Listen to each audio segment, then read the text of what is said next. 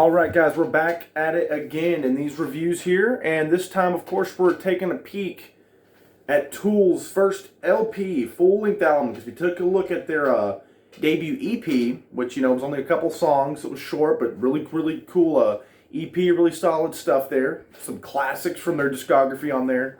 But now we're looking at this thing right here.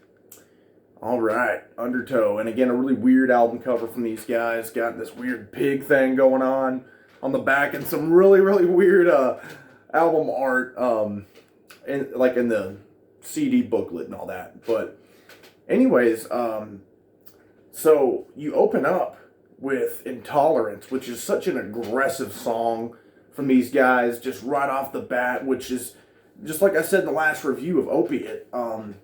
You could tack those songs right on this and they'd feel right at home. But this Intolerance is one of those that I could see it being on Opiates, or Opiate tacked along with this and being like the beginning of this album if you wanted to make this album even longer. But I mean, it's fine the length it is, but I'm just saying. But anyways, yeah, Intolerance, hell of a track on here, kicks it right off, showing what kind of aggression these guys are bringing to the table. Then we've got my favorite song off here. Well, it's kind of tough because there's so many great ones on here. It's between like three. But this is definitely one of them. This has been one of my favorite Tool songs for a while. Prison Sex. And, I mean, it's talking about exactly that in the song. But man, the offbeat, just rhythm that Danny Carey on the drums just brings to the table here. Adam Jones, of course, has such a cool guitar sound. He's not, he's not Mr., shred master like a Malmsteen or a Vai or anything like that. But, I mean, he's got such a unique tone and play style to him. And, I absolutely love the dark and messed up lyrics, disturbing lyrics, and the imagery that come along with it on tracks like Prison Sex. And, Tool, this is probably the most brutal album in that regard, talking about like some really disturbing stuff, put some weird imagery in your mind. And this is probably their heaviest album, I would say. Even, Opiate, they do sound a lot alike, and I'd say maybe there's a little bit more screaming moments from Maynard on Opiate, but this one overall is just a heavier record, I think, riff-wise, lyric-wise, and just overall. But yeah, Prison Sex, one of the best freaking Tool songs. I know it may turn some people away, be like, oh, I don't know if I want to look at that song, listen to that song because of the name or whatever, but you'd be doing yourself a disservice because that is one of their best songs ever, in my opinion. Then we got the big classic off of here that is one of their biggest hits, Sober. And man, it's a great song, it still hits.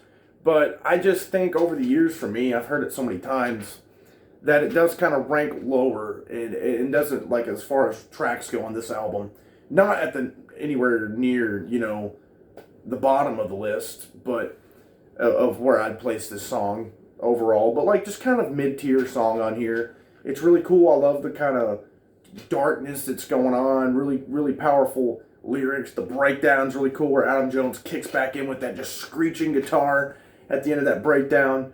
And but yeah, Sober's a great song. It's just, I think there's a lot better stuff on here, just like the first track and the second track and the track after it, the Bottom, or no, it's just called Bottom.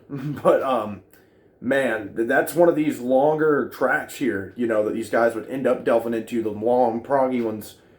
This one's got some really cool time changes. It's a 7-minute something track. And it is another one of my absolute favorites off here. That's one of those three of those top ones for me. And I love the breakdown where it's just these spoken word parts from Maynard, like aggressive spoken word stuff, and just this really cool kind of groove to it during the middle. But Bottom is one of my favorite songs off here, and again, one of my favorite Tool songs. This album's loaded with those. Then we've got Crawl Away, which is a solid track. Kind of falls in that mid-tier stuff for me. It's good, it's aggressive, it's got a cool riff, and some cool moments on there. But it doesn't really quite, it doesn't really quite steal me away and blow me away on, like some of the other tracks, like Bottom and Prison Sex, some of the ones we just talked about. Or, like the one after. The other one of those three that are my favorites off here are Swamp Song. You talk about just a really offbeat, rhythm going on with that one. The lyrics are just brutal as hell. I love how heavy Swamp Song is. So yeah, it's Prison Sex, Bottom, and Swamp Song are like my top three off this album. And those all three are some of the best Tool material you can get out there, in my opinion. Especially as far as the more heavy, aggressive, earlier stuff that they've done. But Swamp Song, I mean, man, I remember first time hearing that, I was like, holy hell. That is freaking cool. And, that one is not really a well-known track by them. And it should be, because it's just one of their best. Then we get the title track, Undertow. And that's a really cool one, too. A really dark and brooding kind of feel. Still going, but not quite. And, just like Crawl Away and stuff like that, and I wouldn't call them filler. Like, they're good, solid, memorable songs, but they just don't live up to some of those other ones. But they're good. Undertow's a good song. Then we've got 4 Degrees, which is pretty decent length here. Like about 6 minutes and some change. But that's a hell of a track too. That was one I actually forgot about. But then upon this re-listen, I was like, man, that one ranks pretty high up there for me as far as favorite tracks go off here. But yeah, 4 Degrees, another awesome song. Then we get to track number 9, which is kind of like, I think that's really the last track on here. I'll explain here in a second, but Flood is that's like 7 minutes 45 seconds here.